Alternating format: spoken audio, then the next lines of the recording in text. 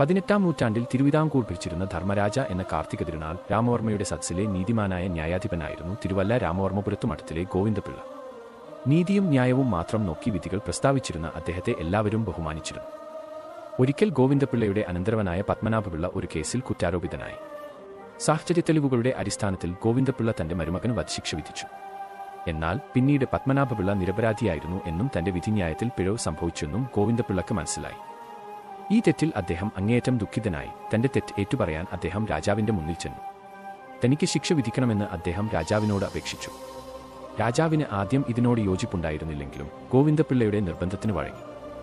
എന്നാൽ സ്വന്തം ശിക്ഷ വിധിക്കാനുള്ള ചുമതല രാജാവ് ഗോവിന്ദപിള്ളയെ തന്നെ ഏൽപ്പിച്ചു. ഗോവിന്ദപിള്ള തനിക്ക് തന്നെ കഠിനമായ ശിക്ഷ വിധിച്ചു. തന്റെ കാൽപാദങ്ങൾ രണ്ടും മുറിച്ച് മാറ്റണമെന്നും പരസ്യമായി ഒരു മരത്തിൽ തൂക്കിക്കൊല്ലണമെന്നും 3 ദിവസം മൃതദേഹം നാട്ടുകാർ കാണെ പ്രദർശിപ്പിക്കണമെന്നും അദ്ദേഹം വിധിച്ചു.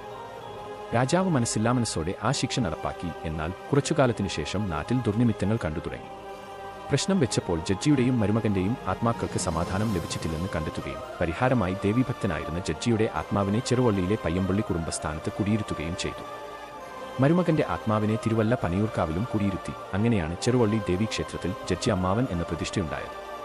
നീതിക്ക് വേണ്ടി സ്വന്തം ജീവിതം ബലിയർപ്പിച്ച അദ്ദേഹത്തിന്റെ ആത്മാവ് ഇന്നും നീതി ലഭിക്കാൻ ബുദ്ധിമുട്ടുന്നവർക്ക് അനുഗ്രഹം നൽകുന്നു എന്നാണ് വിശ്വാസം. കോടതി കേസുകളിലും വ്യവഹാരങ്ങളിലും നീതി തേടി അനേകം പേരാണ് ജഡ്ജി അമ്മാവന്റെ സന്നിധിയിൽ എത്തുന്നത്. ഈ ക്ഷേത്രത്തിലെ പ്രത്യേകത എന്തെന്നാൽ ദേവീക്ഷേത്രത്തിലെ പൂജകൾ എല്ലാം കഴിഞ്ഞ് നടയടച്ച ശേഷം രാത്രി 8 മണിയോടെയാണ് ജഡ്ജി അമ്മാവന്റെ നട തുറക്കുക. ഏകദേശം 45 മിനിറ്റ് മാത്രമേ ഈ നട തുറന്നിരിക്കുകയുള്ളൂ. വഴനയിലയിലുണ്ടാക്കുന്ന അടയാണ് ഇവിടുത്തെ പ്രധാന നിവേദ്യം. കൂടാതെ കരിക്ക്, വെറ്റ്, പാക്ക് എന്നിവ ചേർത്തുള്ള കുടിക്കാൻ കൊടുക്കൽ എന്ന വഴിപാടും ഇവിടെ പ്രധാനമാണ്.